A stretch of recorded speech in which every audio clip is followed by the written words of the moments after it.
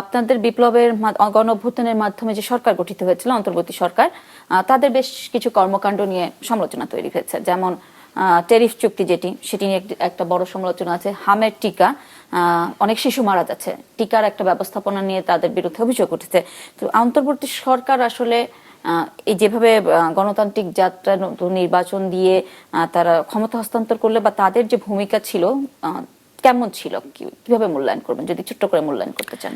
মানে অন্তর্বর্তীকালীন সরকারের তো আসলে অনেকগুলো ব্যর্থতার মধ্যে মানে আমি যদি দুটো বড় ব্যর্থতার কথা বলি, সেটা হচ্ছে মানে সেই সময়কার স্বরাষ্ট্র উপদেষ্টা তিনি এক ভয়ঙ্করভাবে ব্যর্থ আইন শৃঙ্খলা পরিস্থিতি ম্যানেজ করতে। এবং আরেকটা ব্যর্থতার জায়গা হচ্ছে স্বাস্থ্য উপদেষ্টা, তার কারণ তাকে আমরা বেশিরভাগ সময় অসুস্থ থাকতে দেখেছি।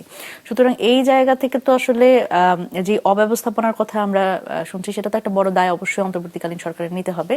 এবং আরেকটা বিষয় আমি বলতে চাই, সেটা হচ্ছে অন্তর্বর্তীকালীন সরকার কিন্তু আসলে শুধুমাত্র আমরা যদি বলি যে তাদের এনসিপির একটা গুরুত্বপূর্ণ প্রভাব আছে, এটাও না, এটা একটা সর্বদলীয় সরকার ছিল।